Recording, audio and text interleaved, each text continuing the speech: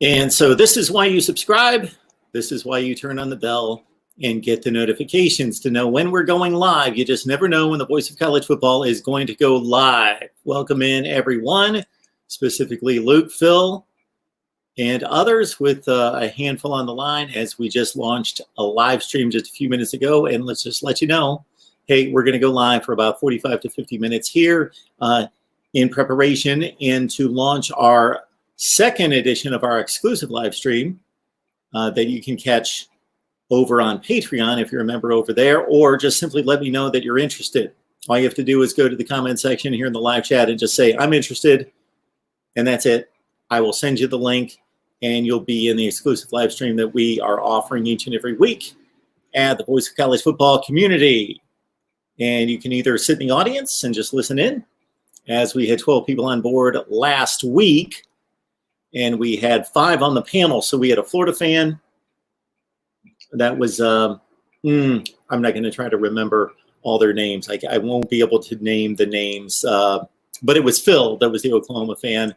We had Seth, the Ohio State fan, was on board. Jake, big Gators fan. He joined us for our exclusive live stream last Thursday night. And we had an Oklahoma fan, Ohio State fan, Florida fan, and Tony, of course. Tony, UCLA fan. We had quite the conversation. So again, if you would like to take part, whether it be in the next exclusive live stream coming up at 7 o'clock Eastern time tonight or next week or in future weeks, just let me know, hey, Mark, I'm interested. And basically you come on here, talk college football with me and with other college football fans. It's a good time. We had a great time in our first exclusive live stream last week, and we've got a number of people signed up for tonight's edition at 7 o'clock Eastern time. All right, let's get to the live chat. Also, keep in mind that the phone lines are open at 860-325-3687, 860-325-3687. Let me get the number up there first. 57 days till college football, folks. 57 days. Are you keeping the faith despite what we're hearing? Are you keeping the faith? We had Uncle Lou on last night, who was very pessimistic about, well, he's pessimistic about fans in the stands. He does not believe that there will be fans in the stands.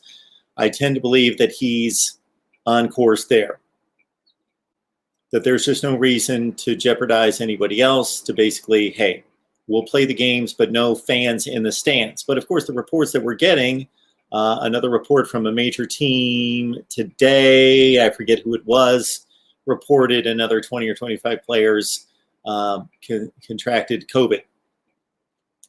I think on the positive side of that, so the numbers are pretty alarming when you consider 22 players on the field, 22 players on the field at any given time. Most teams probably play 50 to 55 players in a game total, including special teams. 105 on the roster, 85 scholarship positions. And when we're saying 25 and 30 and 35 players testing positive for COVID, that sounds alarming. It is. On the bright side, people are staying healthy.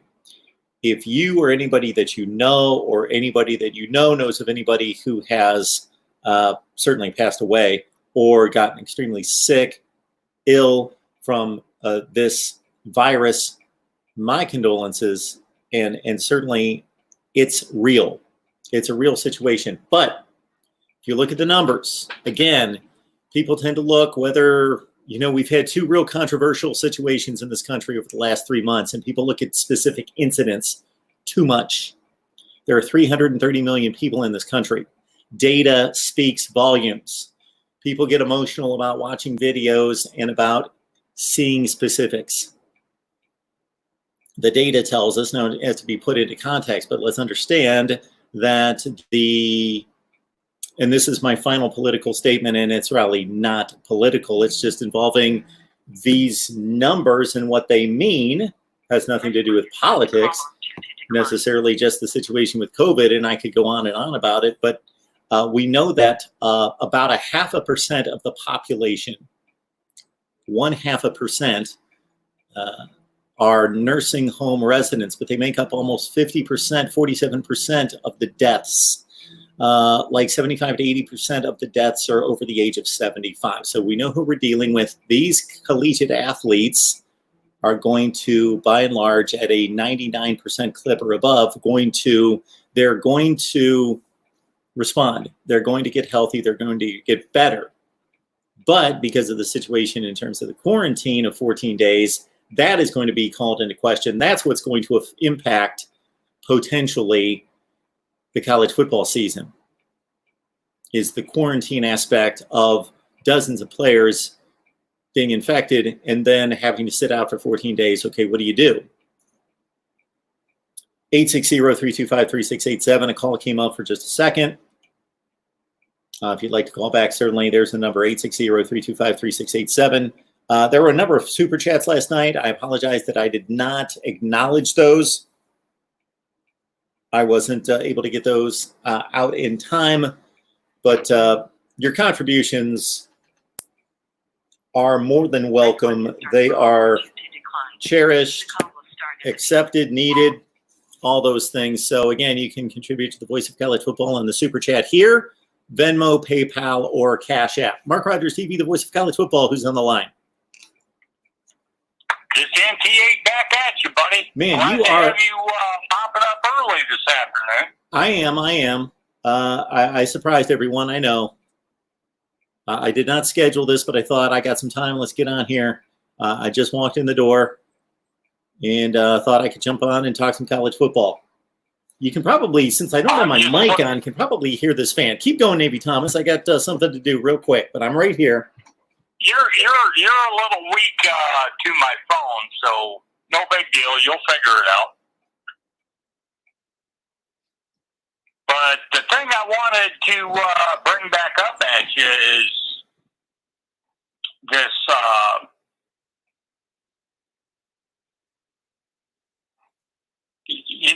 I already brought it up, and you already talked about it with the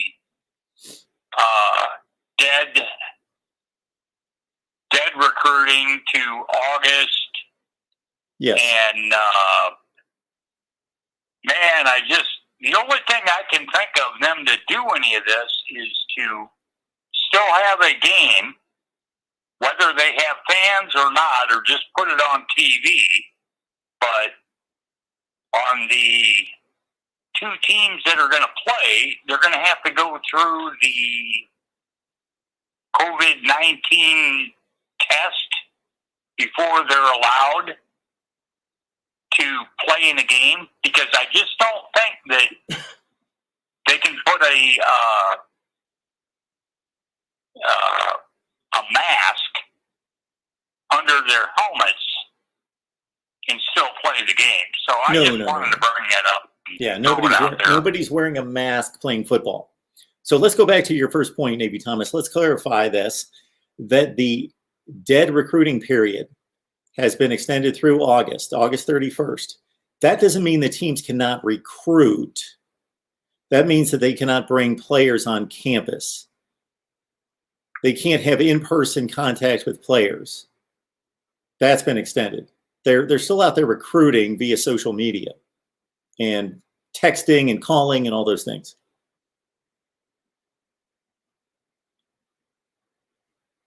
I'm just looking at how it can possibly work for them to be able to still play September, October games. And that's where I keep bringing up the mask thing under the helmet. I can't see that happening. I don't see that happening either. If they have to go to that extent to keep players on the field, they're not going to play with masks on. Playing football where you need air flow, you can't be playing with a mask. If you want to let the fans into the stadiums with 100,000, 107,000, no. How about putting up the hockey league plastic wall all around the ground, and how high does that have to go? I mean, this is getting stupid. So I just want to throw that out there because I think they're just going to cancel it. Tom, there won't be any NBA. There won't be any Major League Baseball. It's all closed until this COVID-19 is over with. And here we are in 20. So 2021, maybe it'll be done by then. But anyway, I'll let you go with it. I just wanted to throw it at you and to all the people that are watching in the chat group.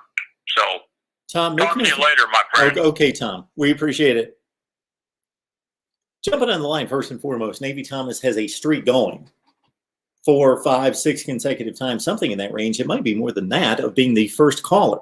And Navy Thomas is probably the longest active viewer among the 27 people currently watching, or anybody that's going to watch this video as it hits 1,000 or 2 once it's posted.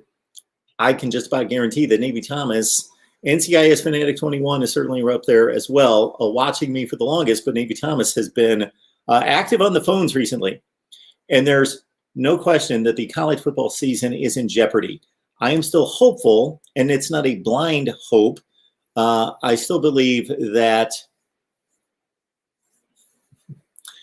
I'm steering away from politics. I still believe that we're going to see college football. This is a severe situation. It's a situation to be taken seriously.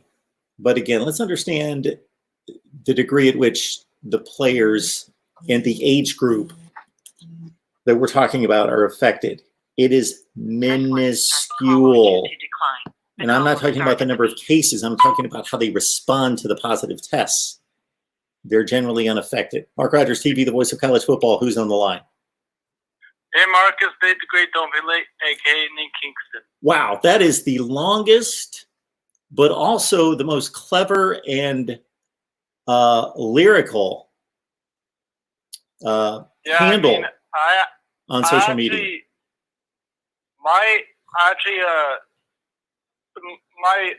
parents always say don't be late to school, so I just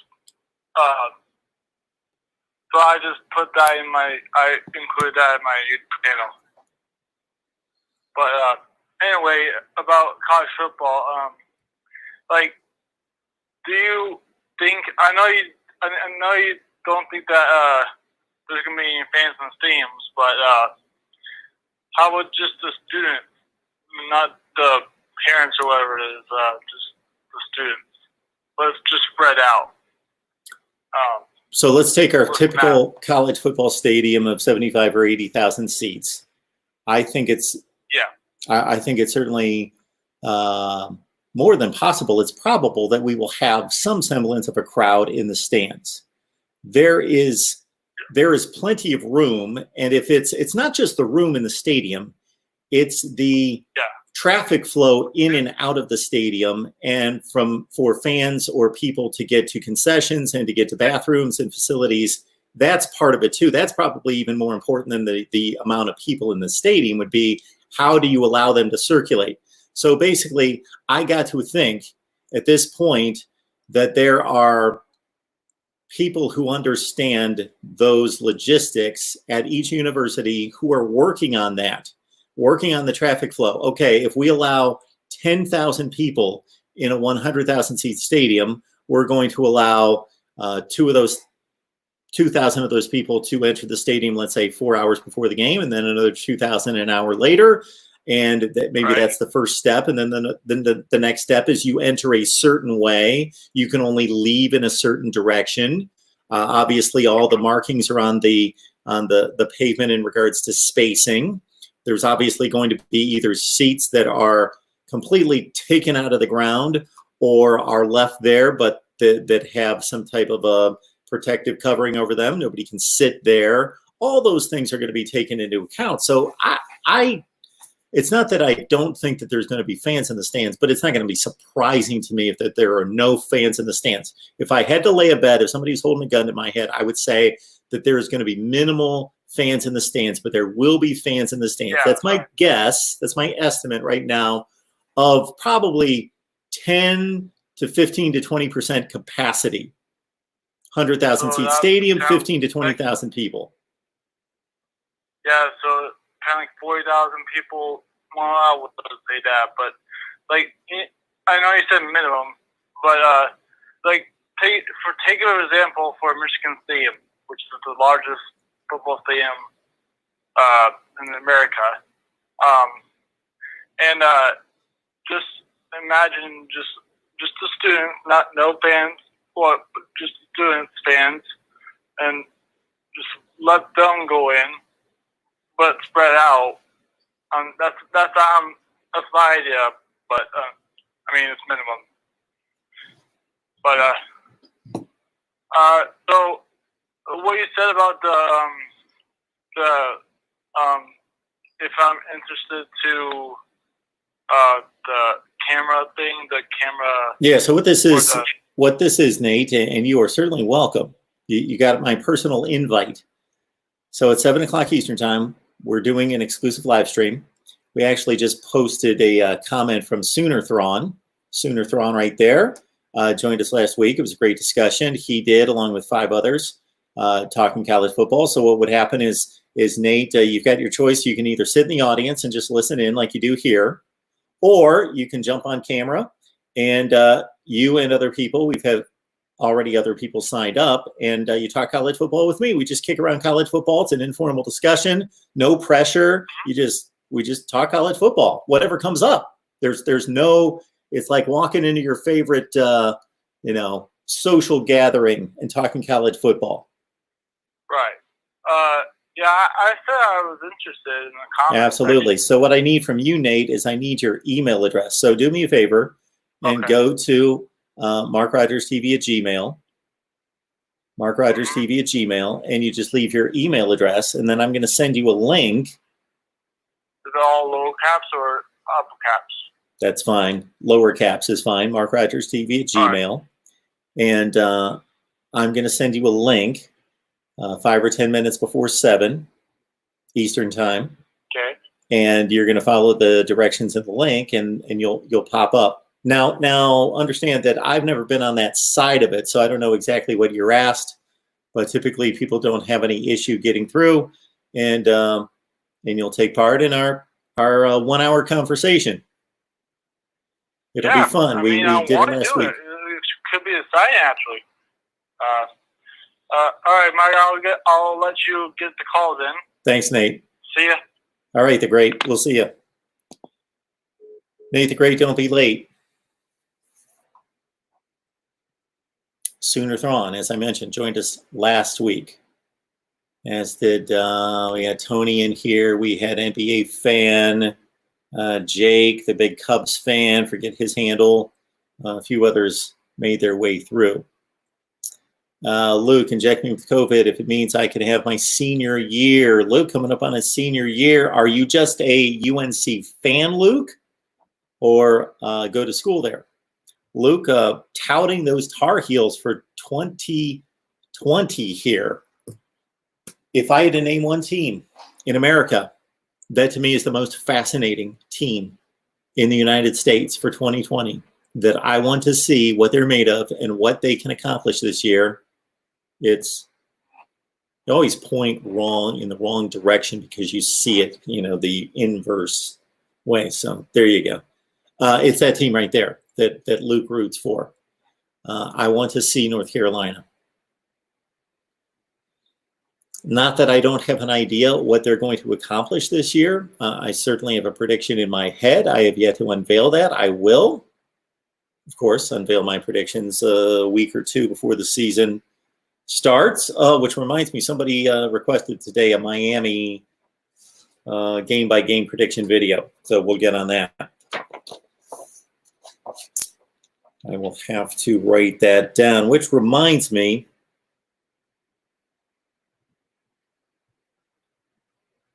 check out the content that we've provided in recent days, recent weeks. It's stellar. What can I say? We had Uncle Lou on last night. We've got our Miami live stream coming up Saturday at 11 a.m. Eastern time, our Miami Hurricanes live show. Tomorrow, Friday at 1 o'clock Eastern time, Ohio State Buckeyes live. And of course, our Tuesday night staple, 7 o'clock Eastern time, Florida State Seminoles live. Roster breakdowns, more are coming. We've knocked out the likes of Oklahoma, LSU, Penn State, Ohio State, Michigan, others that I can't think of. Texas would be one. We have others coming. Notre Dame is there. Please, our roster breakdowns, get yourself set with personnel breakdowns and understand who's going to be on the field in 2020 and how good they're going to be. Recent conversations on here have led me to determine that I need to get out a video on my scheduling format for college football. This is going to fix scheduling in college football. Scheduling is a disaster. It's a mess. It's awful. It doesn't make any sense. It's not fair. It doesn't produce in a sport. In a sport, understand, because of the number of teams, 130 or 75 in the Power 5, if you want to play it that way, only playing 12 games. This is the one sport where we need the teams to actually play each other because we've only got 12 games to go by. And we've got so many teams. We've got the NFL with 16 now going on 17 games among 32 teams, so they're constantly playing each other. So it's not difficult to determine, oh yeah, that 12 and 14 is better than that 9 and 17. But in college football, the teams need to be playing each other. Now, I'm not going to beat them up. That doesn't mean that I think Alabama needs to play a non-conference schedule of Penn State, Oklahoma, and Oregon, anything like that. No, this is going to be reasonable. And believe me, I have posted it before. It's gained a pretty good response in people understanding that we need balanced scheduling college football. And again, to strengthen my first point, we're making a subjective analysis and determination, evaluation, and then selection of who should make the playoff. Therefore, we need better criteria to be able to do that. So we need better non-conference scheduling, and we also need better conference scheduling. I touched on that last night with Uncle Lou, but I will outline my scheduling format, both again, not just out of conference. People complain about out of conference scheduling, and I'm right there with you. But also in conference scheduling is screwed up. Why are Boston College and Virginia Tech playing every year? It makes absolutely no sense. It's because every team in the ACC and the SEC have to have a rival. But if they don't have a rival, don't force a rivalry. Just because we need Georgia and Auburn as true rivals, cross-division rivals, to play each year doesn't mean we need to force Mississippi State and Kentucky or Vandy and Ole Miss and what's the other one? Texas A&M and South Carolina. They don't have to play.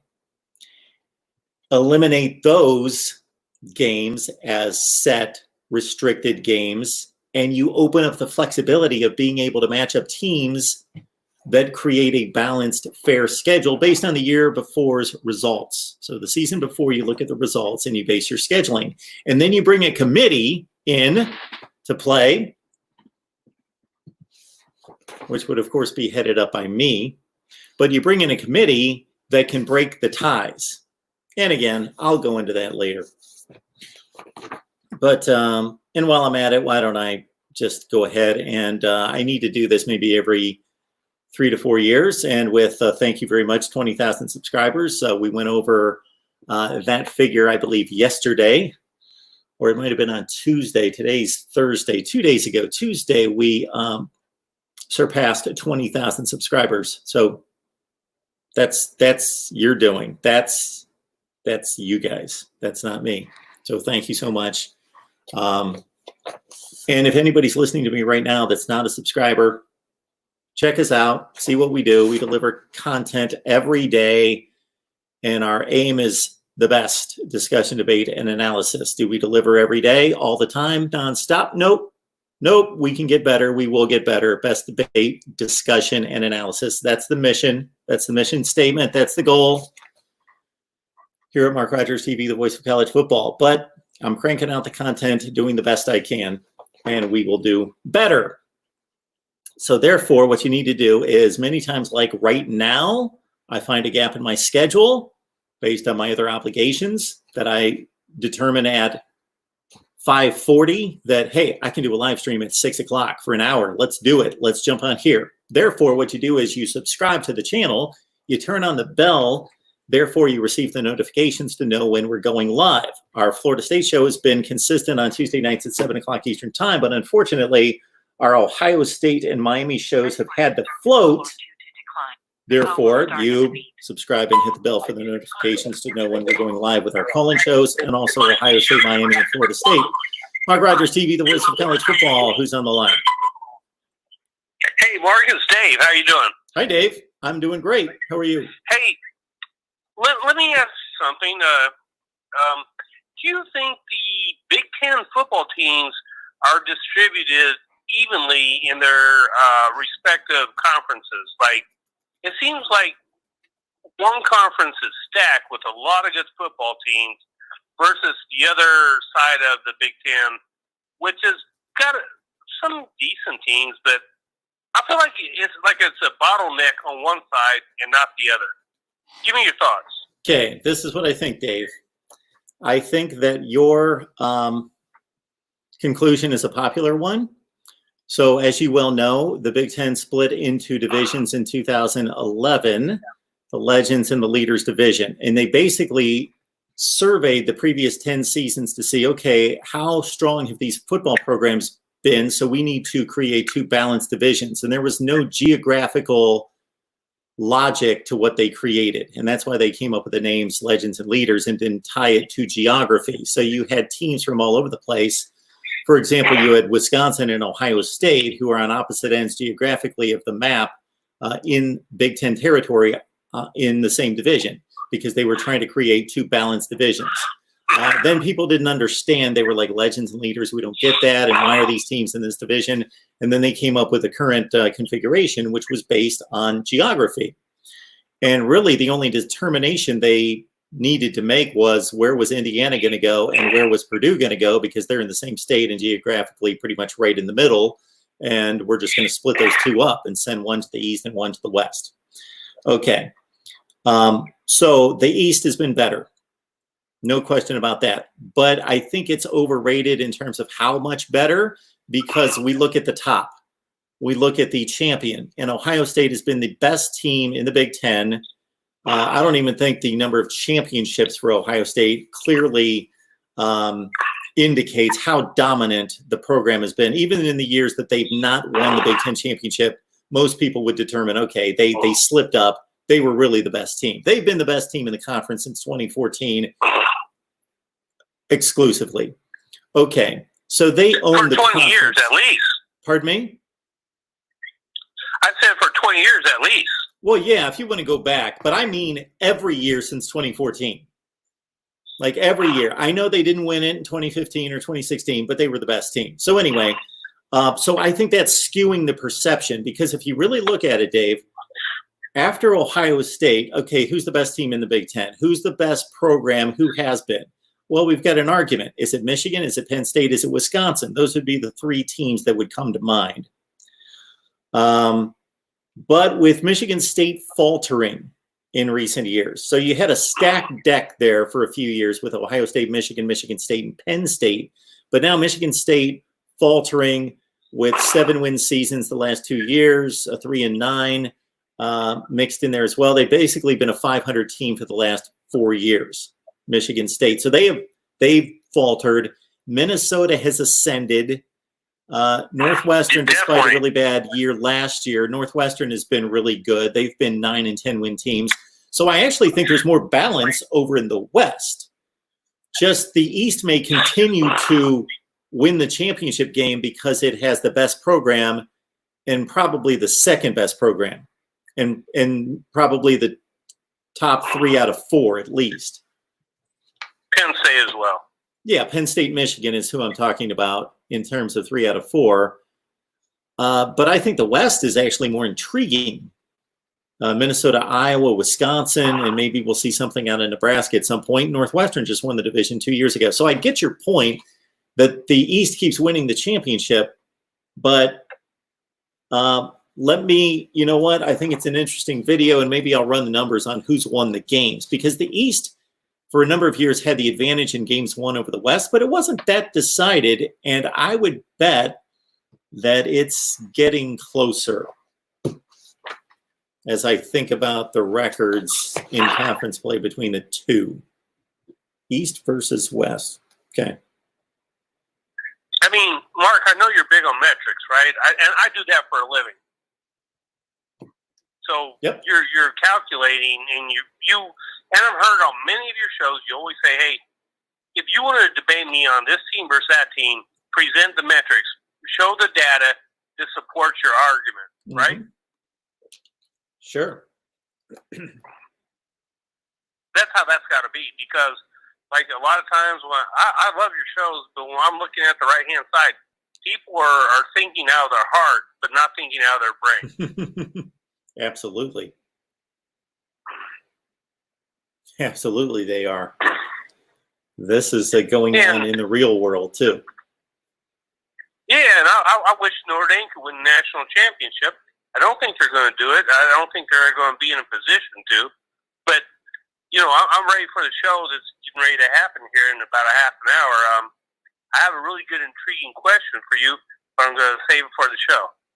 Well, I appreciate that, Dave. So you guys will be able to steer that show in whatever direction you want. You guys are the producers. You guys, we will talk about whatever you want to talk about. So I'm interested to hear your question. It's really about you and how you got your start. Oh, okay. Sure. Absolutely. You're trying to put everyone to sleep is basically what you're trying to do, Dave. You know, it's not a late night show. No, not at all. No, I've had a little journey. Mark, here's what I'm trying to say to you is that, like, I look at what you do, and you got the nice equipment, you got the backdrop, and I know that you had to have a process that one day you woke up and said, you know what, I have some pretty good knowledge about college football, and I feel like I can go somewhere with this, and you obviously have gone somewhere with this. So you're touching upon two different careers at the same time, Dave. So I'll give you that answer, but I will let you know that I did this. You know, you could phrase this as professionally right now. Some people would, some people would not. Depends on your definition of professional. If that depends on quality, or that just depends on whether you're making money. Those are two different aspects. But I was a sportscaster at local TV stations for 10 years. That's how I started out of college. But I'll save the rest of the answer for later.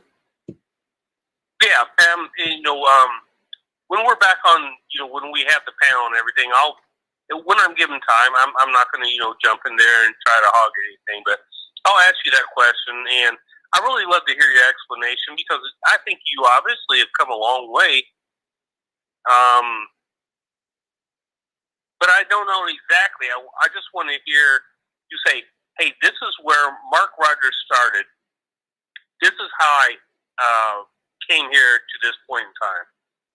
No, I appreciate your interest, Dave, but don't be too floored by the setup. If anything, this is why I credit people like you and everybody else that watches, because if you go to other YouTube channels, there are YouTube channels out there that have far less subscribers than I have, and they have better graphics, they have better audio setups, they have better looking sets, they have bells and whistles flying all over the place. They do a much better job of all of that than I do.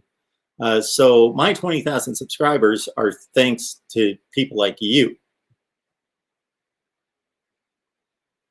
Well, I mean, you're welcome. Like, Mark, I'll tell you what, like when you're locked down and you don't know anybody and you're sitting there by yourself, you have been an extreme relief to me to at least to enjoy something. And that's why, man, I cannot thank you much. I'll even donate some money to your channel. I'm definitely going to do that. But what I'm saying is that when you're all alone by yourself and your parents are somewhere and your family somewhere else, it's unbearable. I appreciate that. Yeah, I don't want to think about being in that position that you find yourself in right now. And so I certainly apologize for, I know I'm inconsistent with when I launch these live streams, for example, you know, like this one just, bam, I knew that I'd have 45 or 50 minutes, but I didn't know that until 10 or 15 minutes before we came on. And so that's why I encourage people to subscribe so they know when we're going live, because I don't always know until 10 or 15 minutes before I go live that we can actually go live. But I appreciate, you know, you just made my day. And I'm not saying that lightly. Maybe you made my week by telling me that that I've brightened your days just slightly. So I appreciate that. You know, even you made the comment. You know, I had read an article about some negligible national championships in the morning, and then I saw your video about some of the, like, BYU, some other national championships, and Colorado had 5 downs to win a football game. And then you commented and said, Dave, did you realize that I knew about that? But I was still working. A lot of times I have your videos posted. I'm listening, but while I'm working, sometimes I miss your intricate details, and I apologize for that. No, don't. I'm sorry, Dave. Don't apologize for that. I sent you back that comment, and I thought maybe you didn't have a chance to. You know, a lot of people see a title to a video, and they just comment, and they don't watch the video. And that happens at times. I certainly didn't want to sound like a know-it-all, because there are certainly tons of things that I don't know. Nobody can know everything that's happened in college football history. But if it's happened between the mid-'70s and today, I've got a pretty good grasp on it, typically. Yeah, that's good stuff. I'm going to let you go, and maybe somebody else would like to call in. I feel like I've tapped on you enough, and I'm looking forward to the appointment here in about 21 minutes. Thank you so much, Dave. I will send that link to you. Okay. God bless, man. Take care, sir. God bless you. Thanks. Our guy, Dave, Notre Dame fan, I think he joined us a few months ago, so that was certainly a great call to receive, and that's what helps keep it all going and keeps me going to gain that kind of encouragement from you, the viewers. We got a land found on the line. Good to see you. Mark Rogers University. That's got a nice ring to it. So some people ask me at times, the voice of college football, where'd that come from? Or think that I'm being a bit arrogant. No, I just think it's a great name, and I didn't come up with it. And I made a horrible, horrible mistake by not taking note of who left this comment maybe about 2 years ago. About 2 years ago, roughly. Maybe I'm losing track of time. Maybe it was 4 or 5 years ago. Somebody left a comment, and they didn't simply say, "You're the voice of college football." They were asking a question, and they just kind of matter-of-factly said, "As the voice of college football, do you think or what would you say about this?" And I ran that by a friend of mine, and I said, this person called me the voice of college football, just matter-of-factly, like we already know this, we're just stating this. And he's like, "You have to run with that." So I thought, why not? Of course.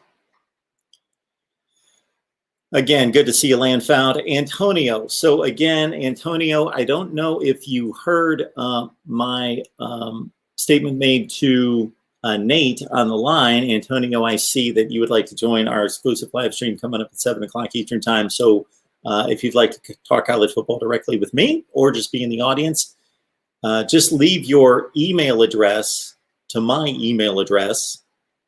And people believe me, I'm a fair, honest guy. Good character, all those things. I'm not going to do anything with your email addresses. You have mine as well. So it's a fair trade-off. It's just that I don't want to send the link in public, or it wouldn't be an exclusive live stream. And then also, I don't want you to send unless you want to, send your email address out to everybody. But if you just like to send your email address to me, Antonio Woods, good to see you there. then send your email address to mine, MarkRogersTV@gmail.com. MarkRogersTV@gmail.com.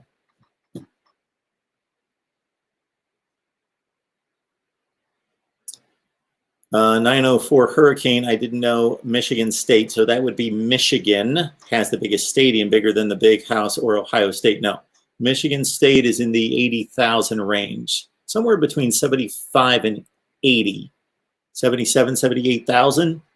That's another thing. I used to know every stadium's name and capacity. Like I could rip off stadium capacity numbers. But Michigan State's around 78,000. Ohio State. Now, see, what you're going to find if you look up the capacity for stadiums is going to be generally, with the large stadiums, it's going to be 3,000 to 4,000 to 5,000 less than what the true capacity is, because they fill those things. And so Ohio Stadium, I think, only lists around 104 or 105 right now. And the capacity each week for the last couple of years has been north of 107. I believe Michigan lists at 107, and they're in the 111 range, and I think they've exceeded 112. Ohio State, Michigan, Penn State, Tennessee, Alabama. Is anyone else over 100,000? The Rose Bowl and the LA Coliseum were at one point, and they've taken out seats. Well, not the LA Coliseum. The Rose Bowl was north of 100,000. That's not capacity at the Rose Bowl anymore. For some reason, I think Texas is over 100,000. Ohio State, Penn State, Michigan, Alabama, Tennessee. And the Rose Bowl used to be. Oh, we've got a lot of stadiums over 90 now. I got to think Death Valley's, I think Death Valley, they've expanded in recent years. Baton Rouge, when I say Death Valley, I mean, I always think, well, I don't always, but that particular time thought LSU. We've got an LSU offensive and defensive breakdown, courtesy LSU Odyssey. So check that out. We got Luke. Would love to hear Luke's take on North Carolina. So Luke, again, send your email address to MarkRogersTV@gmail.com. So we got Luke interested as well. Luke Walker, thank you so much. So we're going to go live at 7 o'clock Eastern time. Now, so keep in mind that, and you can let me know if you just want to be in the audience just to listen. So we had like 7 or 8 people in the audience last week, but we had 4 or 5 on with me talking. And I got to tell you, after a few minutes, I didn't do a whole lot of talking. And that was a great thing because all of you were talking to each other. And that's what's great about that. So if I can connect all of you as viewers, fans, and that's even better.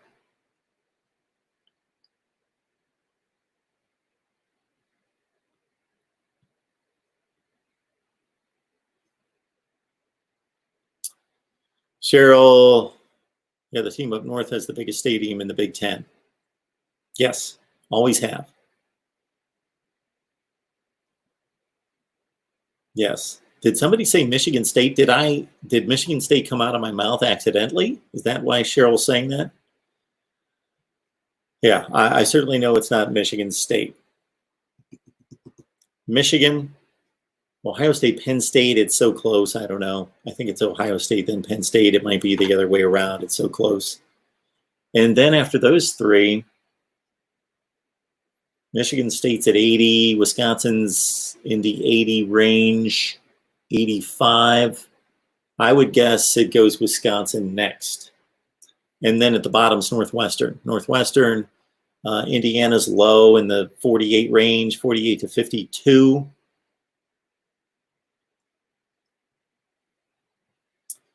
We've got a request to do I thought we did Purdue. Did we do Purdue game by game? Are you talking about maybe a roster breakdown on Purdue?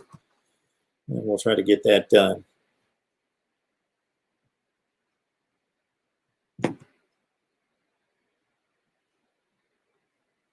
Okay, something happened here where something was stated. Oh, about Michigan State. I just let that go. Yes, I know the Big House is the largest stadium in America. I believe that's pretty common knowledge. Yes, Pigskin, thank you so much. Picking up for Nate. Pigskin knows. Nate knew what he was talking about. As a Michigan fan, he meant Michigan. Michigan, yes, largest stadium, the Big House. There you go. Pigskin, thank you very much for clarifying. He knows Nate, knows that Nate was talking Michigan. Okay, we got that clear. All right, what do you want me to do here, Navy Thomas? Good time for you to recover the 94-95 Huskers slam-ass natty champs. Maybe we'll break down those years. The one guy out there that seems to love, well, there's a few, but the one guy that I think of, loving these national championship reviews that I do, where I basically say, oh, okay, I understand that we all know that so-and-so won the national championship that particular year. Miami, 1983, BYU, 1984, two that come to mind of many. As I've stated on here many times and said again last night, almost every national championship can be contested. And if you don't believe me, throw me a year and I will contest it. Legitimately contest the national championship. It's a screwed up system. And the one thing I can respect out of the poll era is that it wasn't a farce. We knew what it was. Guys voting, guys watching football games and watching the number 1 team play in the Orange Bowl, but they weren't playing the number 2 team. The number 1 team was playing the number 11 team. And the number 2 team was playing the number 9 team. And the number 3 team was playing the number 6 team. And so we were like, it'd be nice if they played them, but they got to play them and they got to play them. So we're going to vote after we watch the games. And I've said this many times. If you're old enough to remember, you'd watch the games on New Year's night. The Orange Bowl was always the last one. Orange Bowl, Sugar Bowl would kick off within a half hour of each other. The Orange Bowl on NBC and the Sugar Bowl on ABC, following the Rose Bowl on ABC. Earlier in the day, you would have the Cotton Bowl on CBS. You'd have the Gator Bowl on NBC, moved to New Year's Day at some point, but before that, it was an earlier game. The Fiesta Bowl would be earlier in the day on NBC. And basically what would happen, and actually the Sugar Bowl, I remember up until about the late 80s, the Sugar Bowl would be a day game. And what would happen would be that you'd watch all the games, and then you'd have a pretty good idea of who won the national championship. You'd have a pretty good idea most years, but you didn't know. And you know what? You couldn't even find out that night. You didn't know who won the national championship. It's not like now, last game's over, boom. Well, the national championship game's the national championship game. But even years ago where we'd watch, if there was some kind of AP possible split, then you'd watch ESPN all night and they talk about it and boom, the polls come out and there it is. Back before that, even when ESPN was a factor, but it wasn't all consolidated in a nice little TV show, what you'd do is you'd have to grab the paper first thing in the morning the next day, January 2nd, and say, oh, wow, Miami jumped from 5-1 and won the national championship. Look at that. 94-95. Well, I've got little to go on 1995. Nebraska won the national championship. They were the best team. They blew out Florida. I would really have to review that year, but I can't think of anyone who can contest that national championship. 1994 is a different story, of course, with Penn State and Nebraska. One of the fun aspects I've had of reviewing these national championship seasons is, first of all, dissecting what happened and how it was voted on and how I would have voted, and then say, okay, let's take this scenario and move it up to a BCS era from 1998 through 2013. What would have happened? What would have been decided by the BCS formula? And then take that same scenario and boom, drop it in the playoff era and say, ooh, what 4 teams would have made the playoff?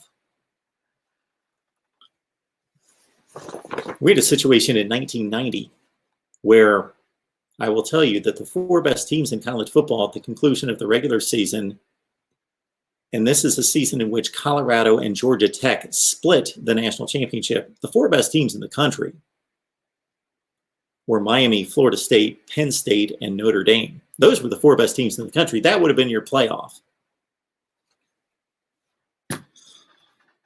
All right, folks, it's been great talking to everyone. I hope I didn't miss anything of consequence in the live chat. Yes, Nate, thanks for correcting everybody and laying it down there in bold letters, caps for everyone to see. The Big House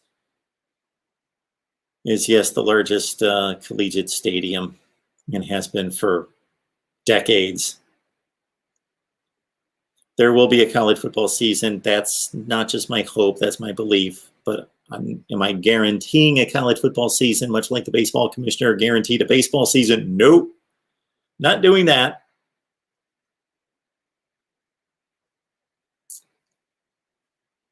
"904 Hurricane, thank you so much for the support. Thank you for the encouragement. It means more than you can imagine. So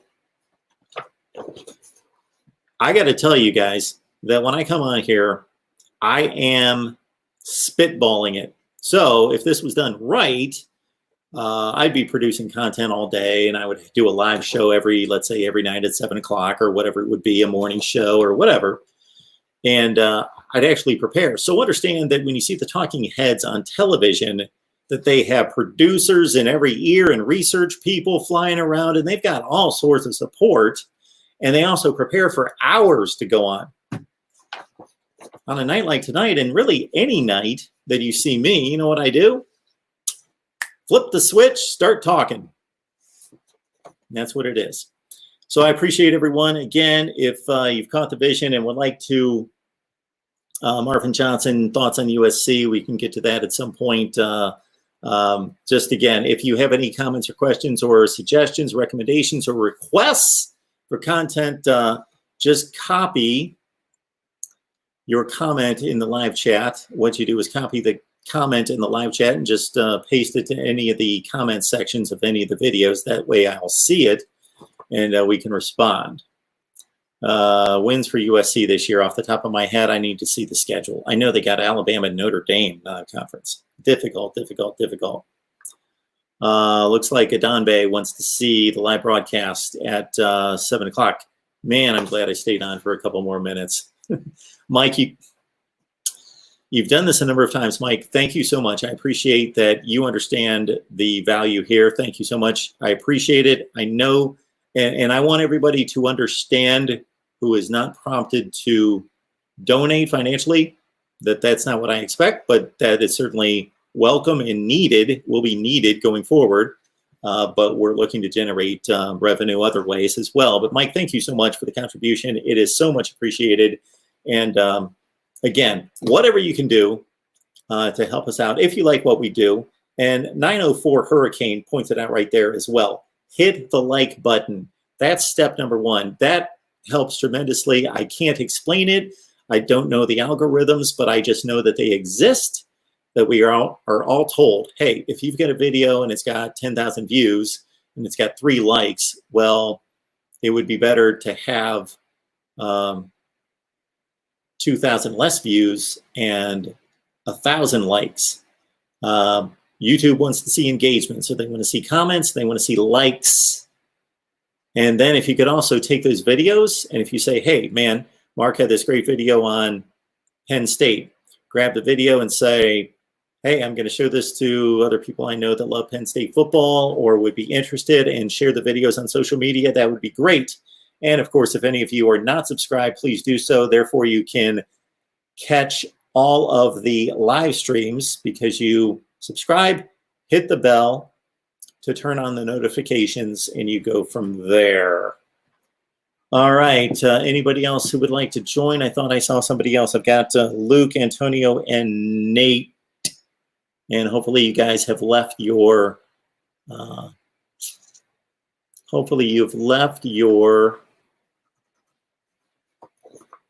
emails with me at MarkRogersTV@gmail.com. Marvin Johnson, I've yet to ever see your handle before, so I thank you so much for joining in the live chat, and I will let you know, Marvin. Welcome Welcome to the Voice of College Football. Would love to know who you root for. I assume it's USC and how long you've been watching. Keep it locked in right here, and we will get to more USC analysis. All right, everyone, we will see you soon. If you're joining me at 7 o'clock Eastern Time, we're just a few minutes away. I'll get the link to you as soon as possible, and we will have a fun discussion over there. Everybody else, we're coming back here Friday at 1 o'clock Eastern Time with Ohio State Buckeyes Live. Miami fans, rest assured, we've got Cam Underwood and State of the U. Miami Hurricanes Live Saturday at 11 a.m. Eastern Time. See y'all soon. Thank you so much. You guys are the best. You guys make it all happen. Not me, you do. So thank you.